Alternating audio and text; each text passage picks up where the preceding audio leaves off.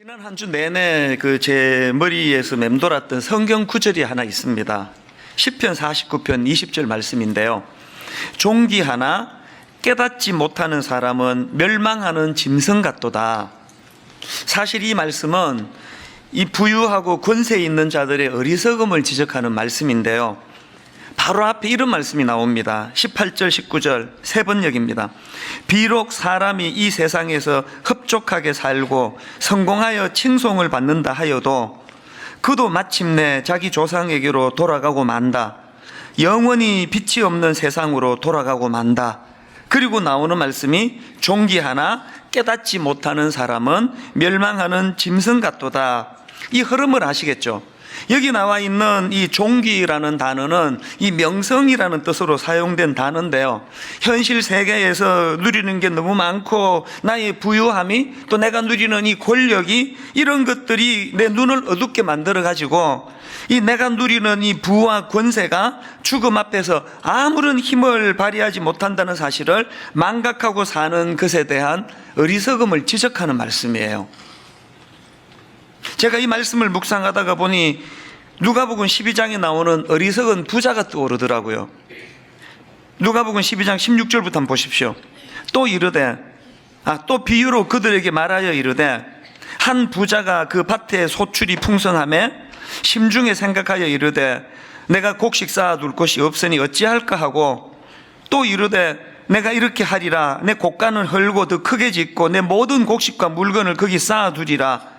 또 내가 내 영혼에게 이르되 영혼아 여러 해 쓸 물건을 많이 쌓아두었으니 평안히 쉬고 먹고 마시고 즐거워하자 하리라 하되, 이게 지금 딱 그 시편 49편에서 말하는 종기하나 깨닫지 못하는 사람들의 그 모습 아닙니까? 현실적으로 누리는 게 너무 많아가지고 그렇게 어리석음에 빠져있는 사람의 모습인데요. 이런 자들을 향한 바로 그 다음 나오는 하나님의 그 경고를 한번 보십시오. 누가복음 12장 20절 한번 보십시오. 하나님은 이르시되 어리석은 자여 오늘 밤에 내 영혼을 도로 찾으리니 그러면 내 준비한 것이 누구의 것이 되겠느냐 하셨으니 자기를 위하여 재물을 쌓아두고 하나님께 대하여 부유하지 못한 자가 이와 같으리라. 주변을 둘러보면은 이런 어리석은 사람들이 얼마나 많습니까? 이 세상에 가진 거 많은 거 누리는 거 여기에 취해가지고 이게 이 땅에서의 삶만에 집중하다가 보니까 이 죽음이라는 게 이 모든 것들을 다 빼앗아갈 수 있는 능력이라는 거를 잊고 살아가는 사람들이요. 또 그런가 하면은 제 주변에서 또 많은 신실한 크리스찬들, 분당 우리 교회 성도님들 중에는 이 어리석은 부자와는 완전히 다른 삶을 사시는 분들도 참 많습니다. 지금 우리가 추진하고 있는 가평 우리 마을, 이제 거의 전체 청사진이 지금 이제 다 나오기 때문에 아마 올 상반기 중으로는 여러분들에게 잘 브리핑해 드릴 수 있을 것 같은데 전문가들이 지금 굉장히 잘 준비하고 있습니다. 지금 가평 우리 마을이 어떻게 시작이 된 겁니까? 그 두 가정, 신실한 그 두 분에 의해 가지고 이런 일이 시작된 거 아닙니까?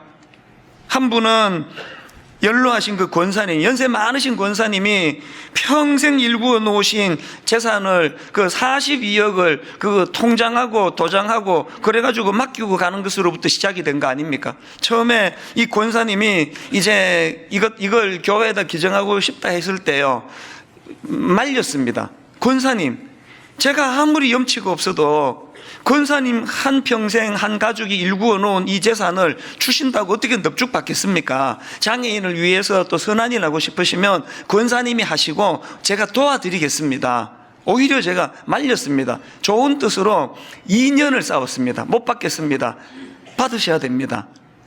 나중에 이분이요, 어느 날 불쑥 오셔가지고 통장, 도장, 비밀번호 해가지고 그냥 툭 던지고 가셨어요. 왜 그런 무리수를 두셨나 보니까 너무 제가 감동을 받은 게 이분 아드님이 사업을 하시거든요. 사업이 지금 너무 어려운 거예요. 어머니 된 심정으로 그게 얼마나 마음이 아프겠냐고. 이건 내 거 아닌데, 이건 하나님께 드린 건데 내 마음이 흔들릴까 봐 그래서 급하게 그냥 던져주고 가시는 거예요. 여러분, 아까 그 누가복음에 나오는 그 어리석은 부자들이 이런 걸 보면은 이게 이해가 되겠습니까? 설교 시간에 그 권사님의 사례를 제가 인용을 했더니 바로 그 주간에 우리 성도님이 목사님, 가평에 땅이 2만 평이 있는데 이거 자식한테 물려주면은 우리 자식을 이거 망하게 만드는 길이라고 생각합니다. 그래서 저는 이거 우리 거 아니라고 생각하는데 그동안 주인을 못 찾아가지고 그렇게 하고 있었는데 지난주 목사님 설교를 듣고 주인을 찾았습니다. 제가 주인이래요. 그래서 시작된 게 가평 우리 마을 아닙니까? 장애인들에게 고용을 창출하고 지금 점점 전문가들에 의해 가지고 이게 지금 다듬어지고 있는데요. 어리석은 부자의 관점으로 봤을 땐 이 두 분의 행동이 이해가 안 될 거예요. 그러나 여러분, 저는 뭐가 헷갈리느냐? 그렇게 그냥 곡간을 쌓아놓고 하나라도 빼앗길까 안달복달하고 막 얼마나 또 야무지고 똑똑한지 손해보는 일 절대 안 하고 이웃을 위하여 절대 쓰는 거 없고 이 모든 걸 나 자신을 위해 쓰리라는 그 사람들은 불면증으로 잠을 못 주무시고, 이 권사님 보면은 평안한 하나님 안에 누리면서 기뻐하고 감사하고 가평 우리 마을이 열려지면 이 두 분이 누리게 될 그 하나님 안에서의 영광이 얼마나 풍성하겠습니까? 누가 지혜로운 거예요? 저는 지난 한 주 내내 그 시편 말씀을 묵상하면서 이런저런 생각을 하면서 마음이 참 좋았는데요. 그런 의미에서 이 바울, 사도 바울이, 이 본문을 기록한 사도 바울이 존경하지 않을 수가 없는 겁니다. 이 죽음에 대한 바울의 태도를 한번 보십시오. 고린도전서 15장 31절. 형제들아, 내가 그리스도 예수 우리 주 안에서 가진 바 너희에 대한 나의 자랑을 두고 단언하노니 나는 날마다 죽노라. 여기 나오는 나는 날마다 죽노라라는 말씀의 의미는 이 못된 자기 자아의 죽음을 의미하는 말씀이긴 한데요. 그런데 사실 이 바울의 삶을 우리가 쭉 추적을 해보면은 이런 고백들이 단순한 어떤 인격의 변화만으로 국한하는 고백이 아닌 것 같습니다. 예를 들면은 빌립보서 1장 20절 21절을 한번 보십시오. 나의 간절한 기대와 소망을 따라 아무 일에든지 부끄러워하지 아니하고 지금도 전과 같이 온전히 담대하여 살든지 죽든지 내 몸에서 그리스도가 존귀하게 되게 하려 하나니 이는 내게 사는 것이 그리스도니 죽는 것도 유익함이라. 그리고 이 빌립보서 1장 말씀 바로 그 다음에 보면은 바울이 그 빌립보 교회 성도들에게 무슨 얘기를 하는지 아십니까? 나는 삶과 죽음을 초월했다. 지금 죽어도 괜찮고 더 살아도 괜찮은데 내가 더 살기로 했다. 왜 더 살기로 한지 아느냐? 너희들에게 내 사역이 필요하기 때문이다. 사명이 있기 때문에 더 산대요. 여러분은 왜 더 사셔야 돼요? 이렇게 아까운 거 지금 이거 지금 다 쓰고 죽으려면 한 300살을 살아야 되는데 이걸 두고 내가 어떻게 죽냐고 나 눈 못 감습니다. 그래서 더 살아야 되시는 겁니까? 이런 면에서 저는 바울이 정말 부럽거든요. 바울은 이 땅에서의 죽음을 텐트를 긋는다고 표현해요. 사명이 다 끝나면 텐트 툴툴 걷어가지고 집으로 가서 이제 제대로 된 삶을 살겠다고 바울은 죽음을 그렇게 이해하고 있습니다. 그래서 저나 여러분 모두가 다 바울처럼 이 땅에서의 삶이 역할이 다 끝나면 훌훌 털고 미련 없이 죽음의 공포 없이 여한 없이 마치 이 땅에서의 삶의 마무리를 텐트 걷듯이 참 소풍길 즐겁게 잘 살았다, 그렇게 살 수 있고 또 그렇게 죽을 수만 있다면 얼마나 좋겠습니까? 오늘 우리가 이 시편에 나오는 어리석은 부자와 또 바울과의 결정적인 차이를 잘 분석해 봄으로써 정말 우리가 바울과 같은 그런 죽음관 이거를 가지게 되면 좋겠는데요. 이런 맥락에서 본문을 보면은 여러분 지금 바울이 나는 날마다 죽노라라는 고백을 했는데요. 그 고백은 고린도전서 15장에 나오지 않습니까? 고린도전서 15장은 다 아시다시피 부활장이에요. 그래서 바울이 고린도전서 15장 31절에서 나는 날마다 죽노라 그런 고백을 했는데요. 바로 그 앞에서 바울이 무슨 고백을 하는지 한번 들어보십시오. 그 15장 3절부터 한번 보십시오. 내가 받은 것을 먼저 너희에게 전하였노니 이는 성경대로 그리스도께서 우리 죄를 위하여 죽으시고 장사 지낸 바 되셨다가 성경대로 사흘 만에 다시 살아나사 게바에게 보이시고 후에 12제자에게와 그 후에 500여 형제에게 일시에 보이셨나니 그 중에 지금까지 대다수는 살아있고 어떤 사람은 잠들었으며 그 후에 야고보에게 보이셨으며 그 후에 모든 사도에게와 그리고 마지막 8절 맨 나중에 만삭되지 못하여 난 자 같은 내게도 보이셨느니라. 지금 바울이 어떻게 나는 날마다 죽노라, 바울이 어떻게 내가 사는 것은 그리스도니 죽는 것도 유익함이라. 여러분, 그 어리석은 부자들처럼 그렇게 죽음에 연연하지 않는 그런 담대함을 바울이 가지게 됐나 보니까 그가 깨달음을 얻었다는 거예요. 깨달음을. 무슨 깨달음입니까? 내게도 보이셨느니라. 장사 지낸 바 되셨다가 성경대로 사흘 만에 다시 살아나사 다메섹 도상에서 예수 그리스도의 십자가와 예수 그리스도의 부활하심에 대한 그 놀라운 사건을 목도하고 그것이 자기 삶 속에 이것이 십자가와 부활하심에 대한 깨달음으로 연결이 되니까, 여러분 깨달음이 없으면 그 짐승 비슷하다 그러지 않습니까? 그래서 여러분 아까 읽어드린 말씀 중에서 바울이 어떤 사람은 지금 예수님을, 부활하신 예수님을 목도한, 어떤 사람은 살아있고 어떤 사람은 죽어있고 어떻게 표현하던가요? 어떤 사람은 살아있고 어떤 사람은 잔다 그러죠. 잔다. 이게 바울이 알게 된 깨달음이거든요. 이게 이 땅에서 그게 끝이 아닌 거구나. 이게 이런 깨달음이 사도 바울에게 있었기 때문에 로마서 8장 18절 생각하건대 현재의 고난은 장차 우리에게 나타날 영광과 비교할 수 없도다. 바울이 겪었던 고난은 여러분 다 아시잖아요. 여기에 반해서 우리는 왜 이렇게 약해졌습니까? 걸핏하면 죽겠다 그렇게 살고 싶어 하는데 나오는 말은 맨날 죽겠다 죽겠다. 이게 어떻게 된 일이에요? 우리가 정말 이런 바울의 모습이 부럽다면 하나님께 기도하셔야 돼요. 하나님, 우리도 바울처럼 예수 그리스도의 십자가와 부활하심에 대한 정확한 이해와 깨달음을 허락해 주시기 원합니다. 더 중요한 기도, 그 일이 가능하기 위하여 바울이 그랬던 것처럼 저도 영적으로 다메섹 도상에서 십자가 지시고 부활하신 예수 그리스도를 경험하기 원합니다. 이런 의미에서 저는 오늘 그 예수 그리스도의 십자가와 이 부활하심을 우리가 제대로 깨닫기를 원하는데요, 진짜 우리가 교회만 왔다 갔다 하는 게 아니라 이 부활하신 예수 그리스도를 경험한다면 우리 삶에 혁명이 일어날 거예요. 혁명.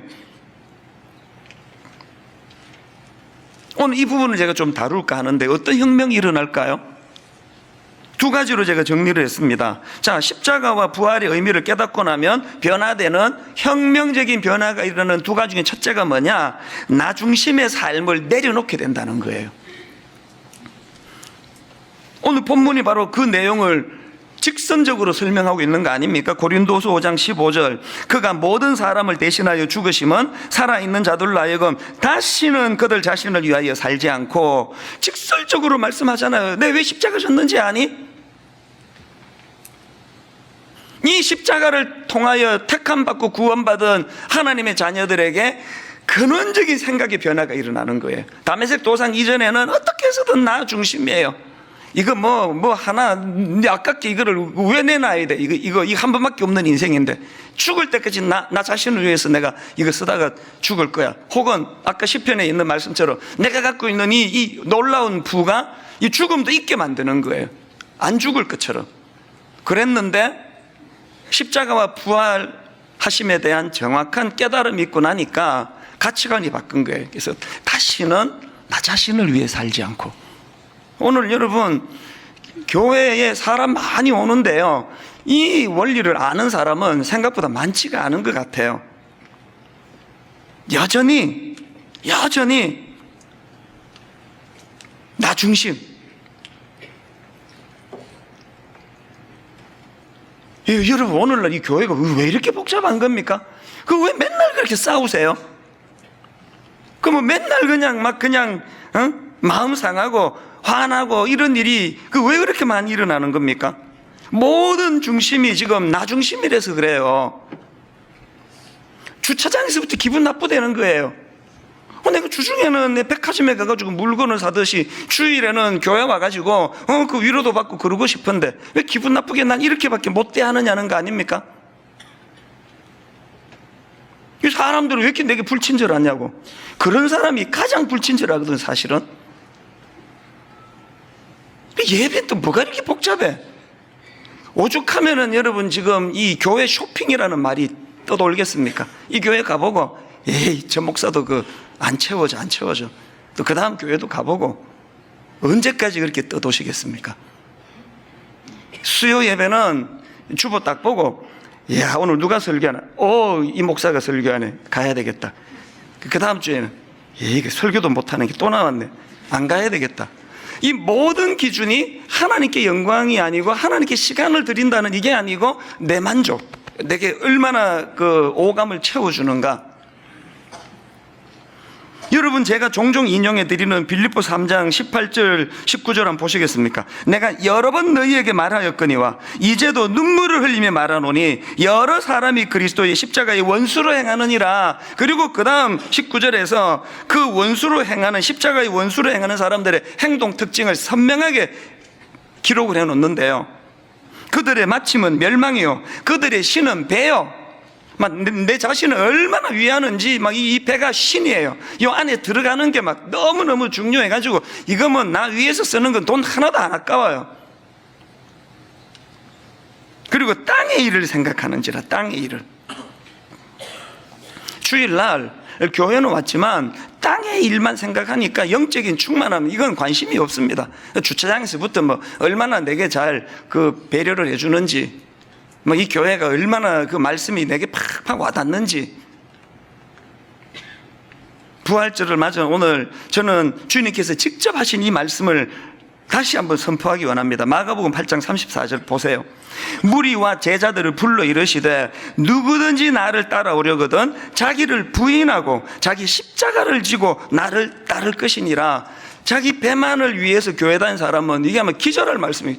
저 구절 미처 못 보셨죠?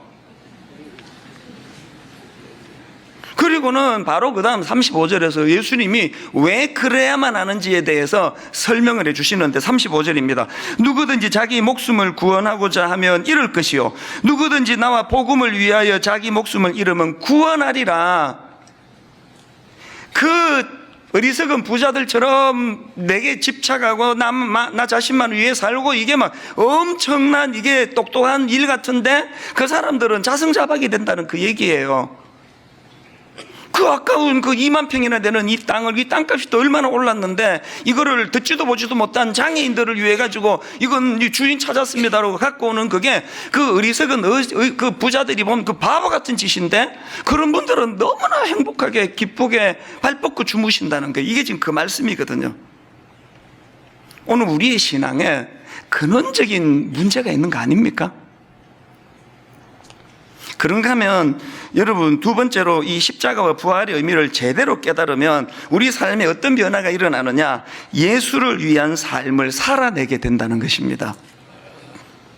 고린도후서 5장 15절을 뒷부분을 한번 자세히 보십시오. 그가 모든 사람을 대신하여 죽으심은 살아있는 자들로 하여금 다시는 그들 자신을 위하여 살지 않고 오직 그들을 대신하여 죽었다가 다시 살아나신 이를 위하여 살게 하려 함이라. 이게 여러분 앞에서 제가 읽어드린 빌립보서 2장 1장 20절하고 똑같은 내용 아닙니까? 나의 간절한 기대와 소망을 따라 아무 일에든지 부끄러워하지 아니하고 지금도 전과 같이 온전히 담대하여 살든지 죽든지 내 몸에서 그리스도가 존귀하게 되게 하나니. 예전에는요 액센트가 앞쪽에 있었어요. 살든지 죽든지. 내가 왜 죽어야 돼? 난 그렇게 못해. 그랬는데 십자가와 부활에 대한 깨달음이 있고 나면은 액센트가 뒤로 가요. 살든지 죽든지 그건 별로 중요하지 않고 내 몸에서 그리스도가 존귀하게 되게 하려니. 오늘 부끄럽게도 저를 위시한 우리 목회자들 또 수많은 성도들이 빌립보서 1장 20절을 다 치우고 그렇게 사는 거 아닙니까?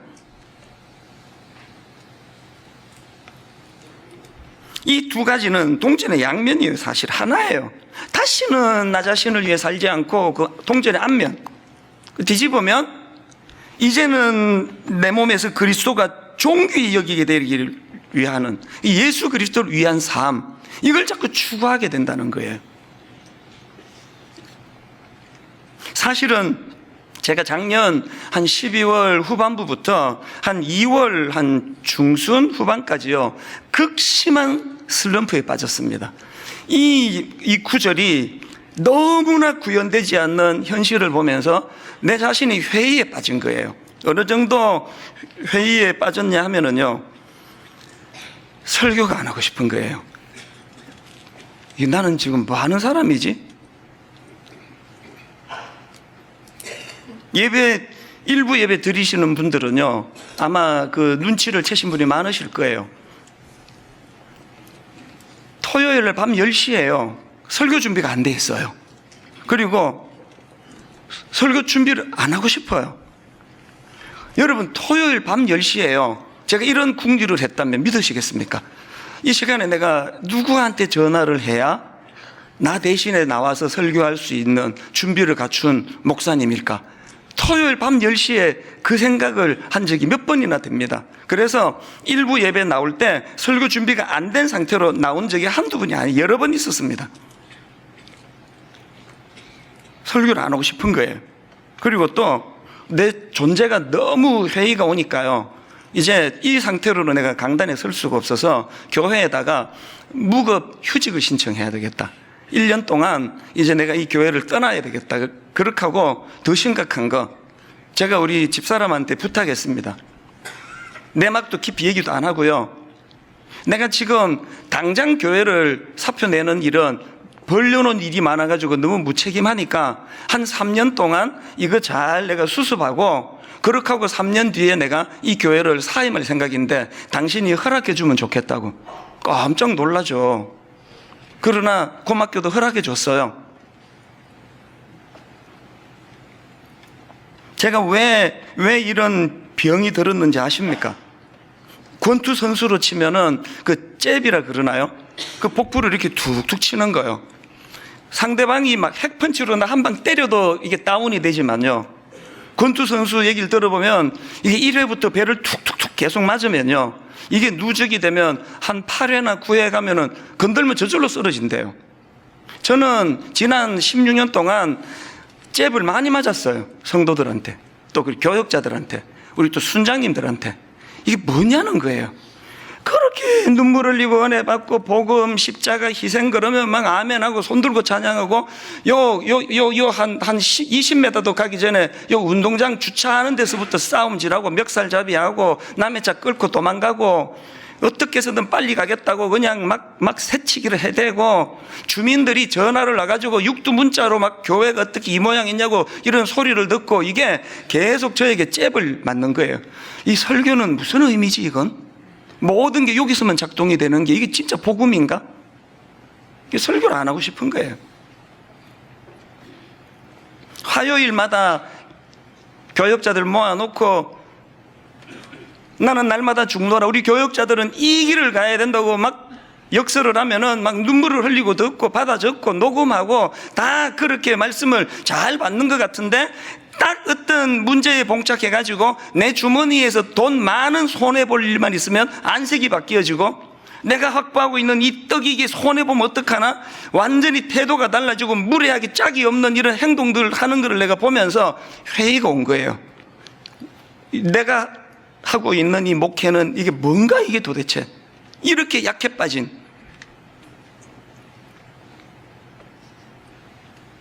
제가 전에 말씀드렸죠, 약장사는 자기가 파는 약 안 먹는다고요. 알거든요, 이게 가짜라는 걸. 한국계 꼴을 보고 내 꼴을 보니까요, 약 파는 그 사람도 사실은 그 약을 안 먹고 약 사간 사람도 사실은 안 먹는 거예요. 이게 딱 오늘 우리 현실 아닙니까? 제 자신이 너무 초라해가지고요. 근데 지금 이 4월달이 될 때까지 제가 계속 나와서 설교하는 거 보니까 그 사이에 뭐 좀 신경의 변화가 좀 일어난 것 같죠. 그리고 또 이게 완전히 회복이 안 되면 절대 설교 시간 안 해요. 신경의 변화가 일어났습니다. 극복했습니다. 완전히 회복했습니다. 그 과정에서 하나님이요, 두 사건을 저에게 경험해 주셨는데요, 눈물나게 고마운 거예요. 하나는 지난번 여러분 그 2월 18일자 설교 기억하십니까? 로마서 11장 33절부터 36절을 본문으로 설교할 때 바울이 로마서를 전반부와 후반부를 기록하는데 전반부는 교리, 그런데 교리 마무리를 할 때 바울이 고백했던 맨 마지막 36절, 이는 만물이 주에게서 나오고 주로 말미암고 주에게로 돌아감이라 그에게 영광이 세세에 있을지어다. 아멘. 이 말씀을 제가 묵상하다가 하나님이 제게 주신 너무나 놀라운 깨달음이 뭐냐, 나는 네가 그런 누구를 보고 실망하고 어떤 사람을 보고 힘을 얻고 이러지를 않았으면 좋겠다. 바울처럼 네 마음의 목표와 소원은 예수 그리스도, 그분을 위한. 여러분 그 설교할 때 제가 그 트래비스라는 아이와 게르시라는 아이 그 이야기 해드리지 않았습니까? 두 아이에게 똑같이 그 나무 깎는 칼하고 그 통나무가 주어졌는데, 트래비스라는 아이는 멋진 배를 하나 만들었고 게럿은 그 쓰레기만 만들어 놨는데, 이 둘의 차이가 뭐냐? 트래비스라는 아이는 그 조각을 손에 들 때부터 배를 만들어야 되겠다는 목표가 있었고, 게럿은 목표가 없었기 때문에 이렇게 된 거다. 그 말씀이 저를 살려준 말씀 중에 하나예요. 하나님이 그 로마서 11장 끝에 나오는 그 말씀을 저에게 주시면서 너도 바울처럼 이런 목표를 가지면 안 되겠니? 대략 둘러보면은요, 이 설교를 하던 그 2월 중순 전후로 내 설교가 달라졌습니다. 이제 저는 여전히 이제 설교 준비가 너무 기쁘고요, 주일날이 너무 기다려지고요, 다른 어떤 단체 어떤 모임에서 뭐 위원장 해달라 뭐 해달라 귀에 하나도 안 들어오고요, 이 자리에 서는 것이 제일 행복한, 그걸로 제가 회복이 됐습니다. 이게 가능하도록 두 번째 놀라운 하나님 배려를 해주셨는데, 그게 뭐냐, 작년 12월 20일에 있었던 KBS에서 방영했던 다큐멘터리예요. 제목이 교회 오빠.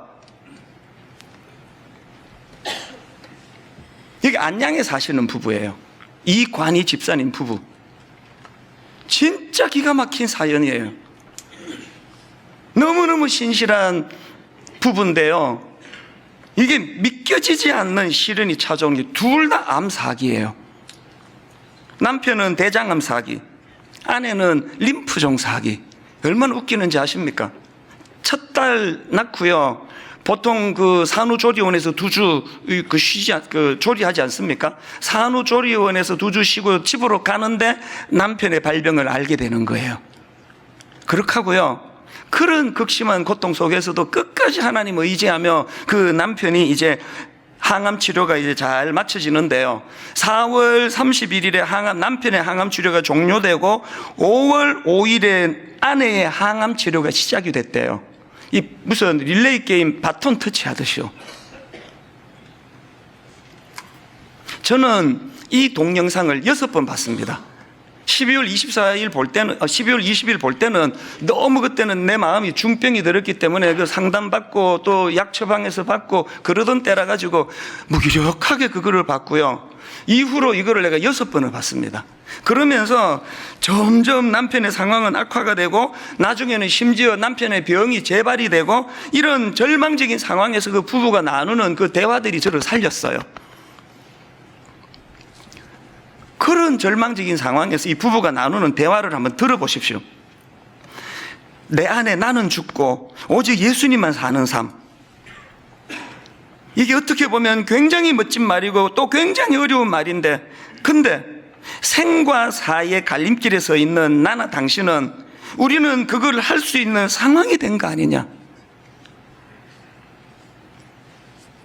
그런가 하면 또 이런 말도 있습니다. 제가 얼마나 믿음이 나약한가 하면은요, 저는 그날 그 12월 20일 날 우연히 그 시간에 TV 보지 않거든. 보통 말씀 체크하는 시간이라서 우연히 딱 했는데 이게 처음부터 시작이 되는 거예요. 제가 이 다큐멘터리를 보면서 한 50분짜리인가요? 보는 내내 믿음 없는 두 가지 생각이 떠나지 않는 거예요. 첫 번째 생각, 하나님은 왜 이렇게 일하지? 왜 이러시지? 원망. 두 번째 생각, 끝에는 나아야 되는데 이 끝에는 낫도록 해야 이게 하나님께 영광이 되는데, 이 생각을 계속하면서 보고 있는데 그 이관희 집사님이 TV 안에서 내 생각을 꿰뚫어 보는 것처럼 이런 대사를 하는 거예요. 자, 들어보세요.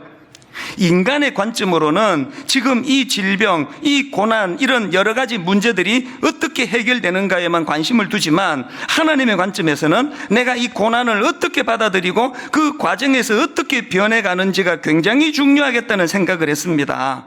또 이런 말도 해요. 모든 사람들이 다 보면 내가 이 질병으로부터 완치해야지만 이건 기적이야. 그런 기적들만을 바라보고 있는 거지. 우리가 질병을 만나서 오늘 하루 우리 삶이 이어지고 있다는 것이 얼마나 큰 기적이고 하나님의 은혜인지 우리는 암이라는 질병을 통해 깨달았잖아. 그래서 암 자체는 축복은 아니지만 암을 통해서 얻은 유익이 이런 거란 말이야. 부부간에 나누는 대화예요. 아픈 두 사람이.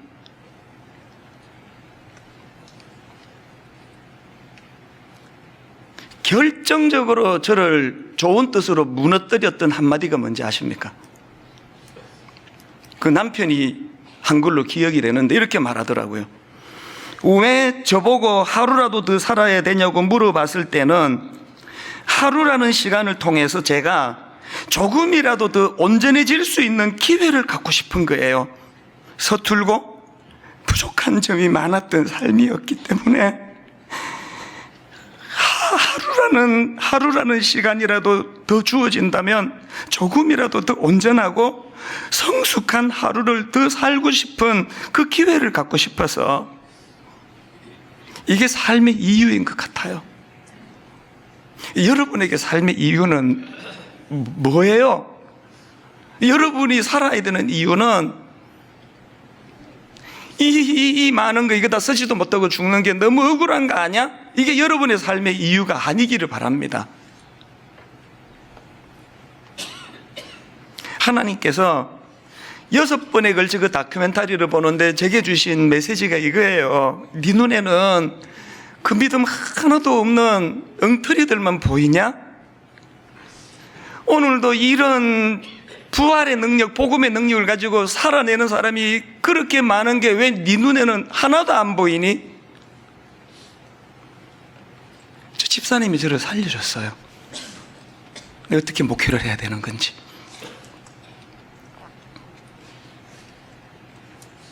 로마서 8장 18절 아까 읽어드렸던 그 말씀이요. 생각하건대 현재의 고난은 장차 우리에게 나타날 영광과 비교할 수 없도다.